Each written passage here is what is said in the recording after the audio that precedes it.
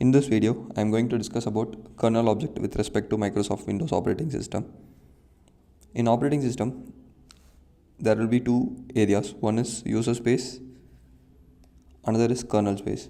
In user space, our normal applications like Google Chrome, Excel, Word, PowerPoint, those are the applications which will run in user space, which is application layer, and device drivers and few other system critical stuff will run in kernel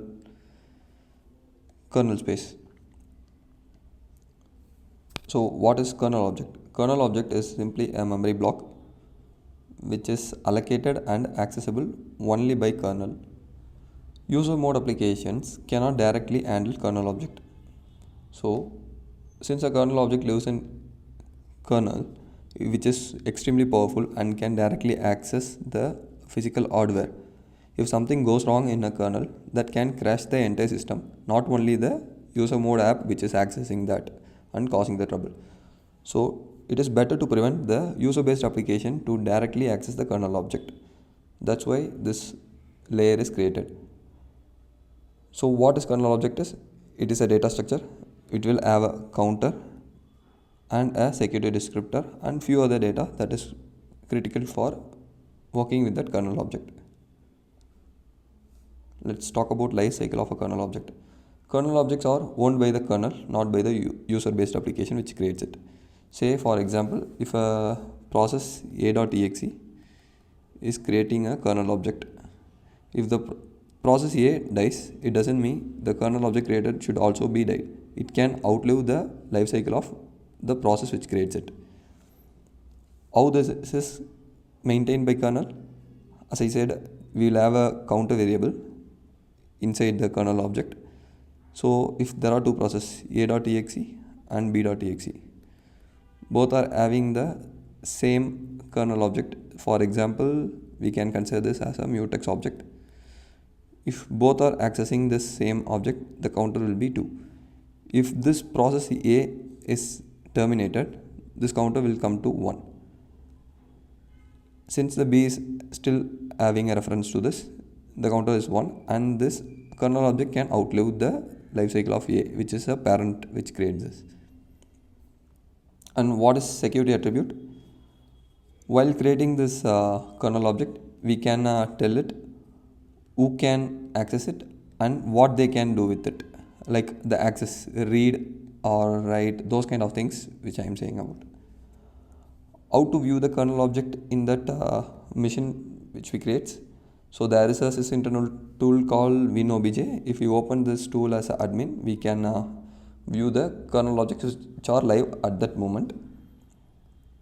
So if the user space is restricted to touch the kernel object, how can the user based application can do a meaningful operation on that object?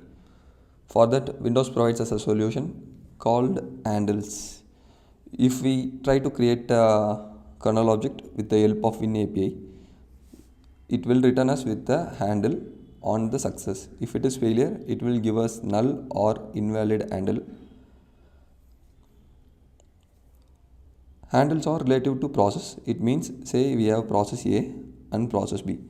Both are having the same value here. Say 4 is common in both the process, but the 4 in process A is pointing to mutex and 4 in process B is pointing to file object, which means it can have same value. It is handle is simply an index. It has no more meaning. It has no meaning outside that process. It has significance only inside that process. How to create a kernel object? As I said, Windows is providing us a few WinAPIs, lot of WinAPIs that is going to do the work of creating a kernel object. Say for example, file is one of the kernel object. Create file is more abstract. It doesn't mean only the text file we are talking about. It can talk about devices also, but that is out of context now. I'll skip that. So for example, create file is one of the API that is going to help us to create a kernel object. Create mutex, file mapping, those are a few APIs I am listing here to create a kernel object. So if any API which starts with create means it is going to create a kernel object, definitely not. Not all Win32 API that uses the word create and something something, it doesn't mean it is going to create a kernel object.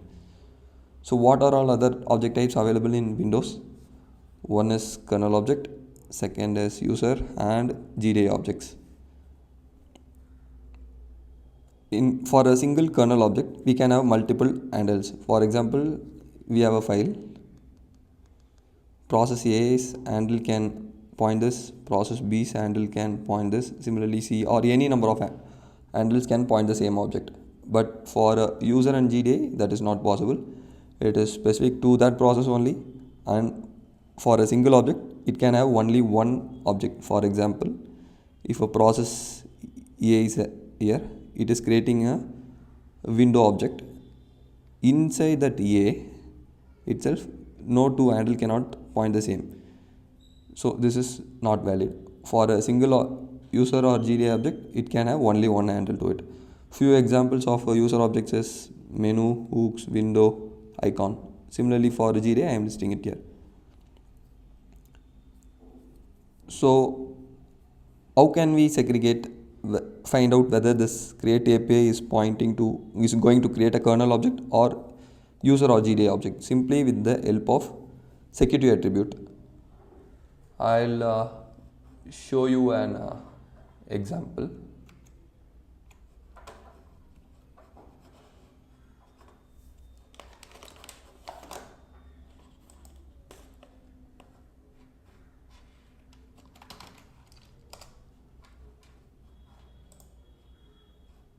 So create file is one of the API which I talk about. Here you can see there is a attribute called security attribute, parameter called security attribute. So I'm coming back here. If a API has security attribute, which means it is definitely going to create a kernel object. So now we know what is kernel object. We know what is kernel object is, how to create. So how to close it gracefully. There is a API called close handle. Here we just need to pass the handle of valid handle of a kernel object. If the API is successful, it will reduce the counter by 1, and if the counter reaches 0, the kernel will eliminate the kernel object entirely. If we pass the invalid handle, we will hit some exception or error, so we have to be careful with that. Now we can take a look at a simple example of creating a kernel object. Here I am taking mutex. So mutex can be named or unnamed. So now for simplicity I am going to create a named mutex. For that, Windows is providing a API called create mutex. Here the A is ASCII, don't give importance to that right now. Simply concentrate on other things I am going to say. So what are the parameters here? One is security parameter. As I said, every kernel object creation API is going to looking for a argument which is security attribute. Here it is optional. If we pass null, it will create a default security levels, and that is not advisable. So you are going to create an object, you know what you are going to do with that object, so create accordingly. And the return value here is if the API succeeded, it will give you the valid handle to a mutex object. If it fails, it will return as null. So we have seen create file API that is going to return a valid handle on success and error invalid handle on failure. So we have to be careful about the return also. Now we check a demo. Here I am creating a create mutex object, default value for simplicity, and name of the object mutex will be my mutex. I'll execute this. So still it is not created. Let me quickly check the task manager. Here is the handle process. It has 142 handles already. Now we are going to create one more. Yes, it is created. Now we will check that. See, it is increased to 143. We can look for the handle in Process Explorer. Open it with the admin privilege. It will show us more detail. Here we go. How mutex is here. In WinObj tool also we can check that. WinObj. Yeah, run this as admin 2. Where is it? Here we go. Our object will be in a user session. Since it's named, we can check this here. My mutex, here we go. it has one handle, which means the my mutex named object is having right now only one handle. If we launch another process or try to get a handle for the same object within same process, we'll have more handles. And security descriptor will show who has what access. These are the users who has access to the object which we created. See, this user has delete, synchronize, special permission. These are the access which are allowed to this user. We can close this from here. In process explorer, I am closing this handle, which is not the right thing, but for demo purpose we are doing it. Yes, I am closing, and then I am going to close it programmatically from our project. We'll see what happens. We'll hit the exception.